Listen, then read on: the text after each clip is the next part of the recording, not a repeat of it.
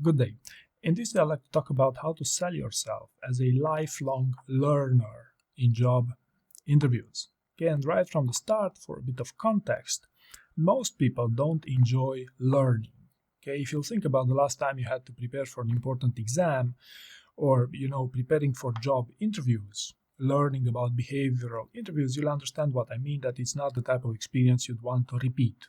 Okay, now on the other hand, in many cases, interviewers are being advised to screen your ability to learn.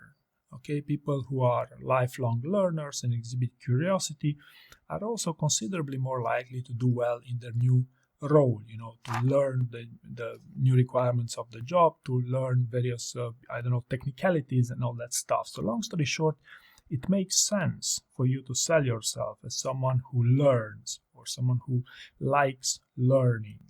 Okay, and how would you do that for the purpose of a job interview? Because if you think that, hey, the interviewer might ask me, hey, how do you learn? That's quite an uncommon interview question, right? So there's other ways, other more subtle ways that interviewers will look to screen you on your ability to learn. Okay, now let me give you a number of examples here of how they would go around this, and then be more specific with the types of questions you might get asked and some more mistakes to avoid. The first thing, you will probably heard about the STAR format in behavioral interviews. The simple fact of you structuring your answers in the STAR format and being explicit about the situation, task, action, and result would communicate the message that, hey, I did learn about the STAR format going into a job interview, right? So you would score an easy win here based on your ability to learn, right? It won't fly for a director level role, but still, it's a start, right? The second example I like to share with you is that failure stories. Okay, tell me about the time when you failed. In my experience, even candidates who prepare to answer these complicated interview questions would be unlikely to spend 50% of the time speaking about learnings, what they took from that shortcoming in their career, when in fact, if you talk about how you learn from your failure, you would sell yourself as a lifelong learner, right? And by the way, this applies to any type of role, including for director level roles, if you so wish. All right, the third example, conflict situations.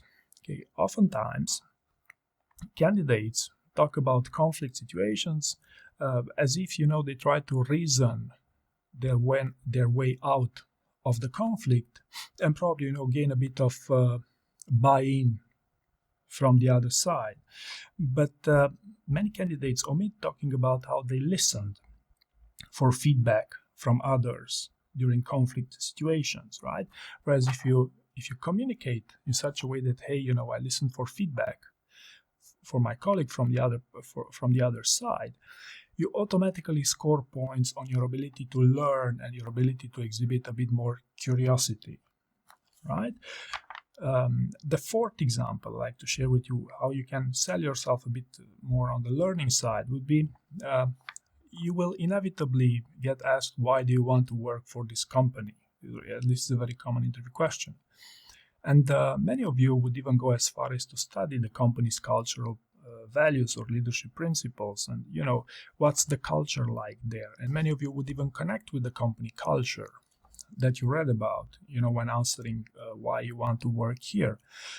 This is a great way, as well, to pitch your ability to learn. If you took the time to learn about the company's values, it's worth at first, mentioning, linking your why you want to work here with their values, but even further, even mentioning a few keywords from there, even from the job description if you want, just in order to tell them, hey, I took this seriously and I'm a learner, right? So, and the last thing, the fifth thing you may do, generally speaking, during job interviews to sell yourself as a learner, you would want to include learnings in your STAR answers, right? So after the results, many candidates would add some learnings, how they grew from that type of experience, even if it wasn't a failure, so to speak, right? It will not always make sense, but still, if you want to sell yourself as a lifelong learner, you would want to include learnings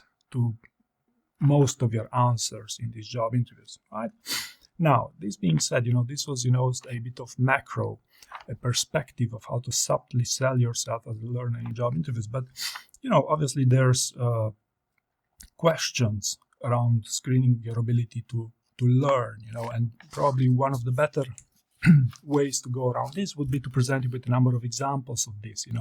Tell me about the time when you realized you needed a deeper level of subject matter expertise to do your job well.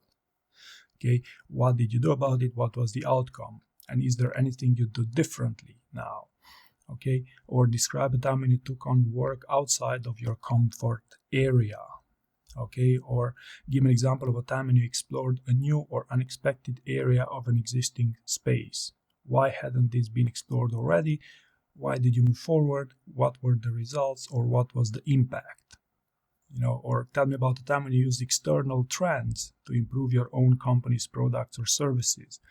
So basically I'm presenting you here from questions from Amazon's leadership principle of learn and be curious. If you want, I will also share with you this slide here, so you also have it, which basically it's a great perspective on the types of questions you can expect, and you can see there also with the strengths you could emphasize on, some of which I explored in the first half of this video, and some concerns and some mistakes you'd want to avoid from learning.